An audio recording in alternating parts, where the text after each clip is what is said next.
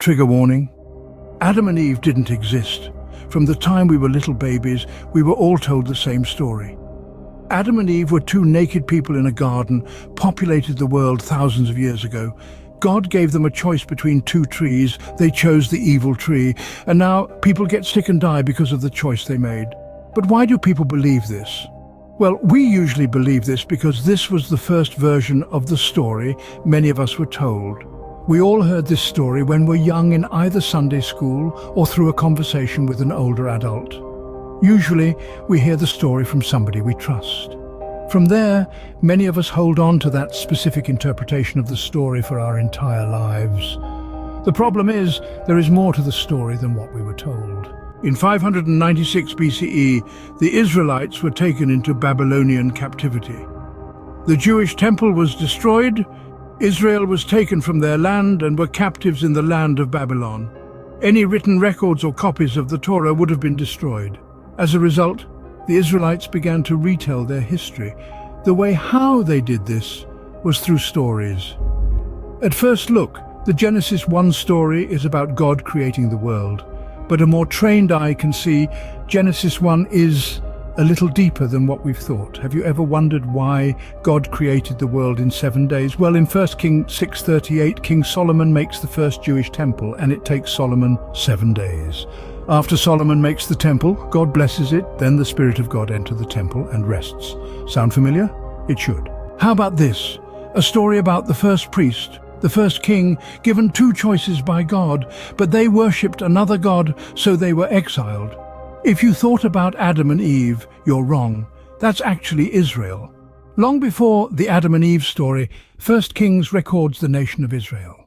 So what happened was, Genesis chapters 1:11 was written during the Babylonian exile. Genesis 12:50 was written before exile. The authors took elements from Israel's real history that written before exile, like in 1 Kings and other passages, and rewrote the creation of the Jewish temple, rewrote the creation of Israel, and created the persons of Adam and Eve. Even Adam being created from dirt, that's a reference to God forming Israel from the dirt in the wilderness. The next question you might have is, what about Adam's genealogy? Many people assume that because Adam has a genealogy, that therefore means Adam was a real person, because real people don't have genealogies.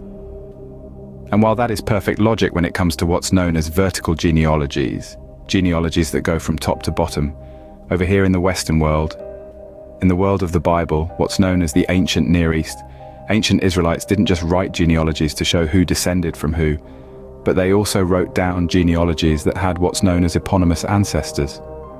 Eponymous ancestors are legendary figures after which a group or family is named after.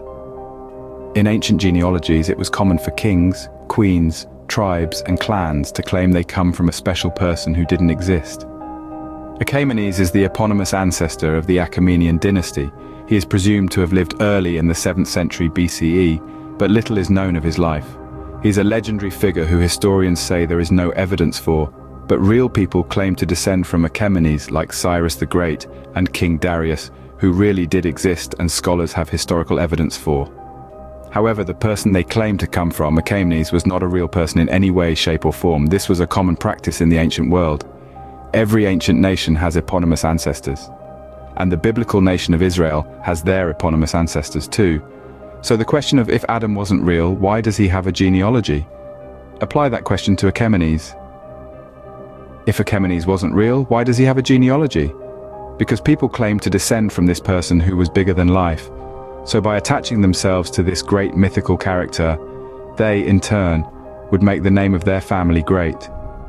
Attaching the household of your family name to someone legendary gave your family status. Well, this is what the writers in the New Testament are doing with Jesus. Jesus' genealogy is trying to give Jesus a high status. And so the reason why Luke attaches Jesus to Abraham and Adam, great characters in Judaism, is not to prove they existed, but to give Jesus' messiahship more legitimacy. Jesus is attached to Adam for the same reason Cyrus is connected to Eponymous. Not because Adam was real, but because Adam's legend is so popular. Connecting Jesus to Adam gives Jesus some of that legendary status. If you're engrossed in learning more about the cultural context of the Bible, or simply intrigued by the genealogy of Jesus, we have the perfect book recommendation for you. The book is titled Secrets of the Bible from the East.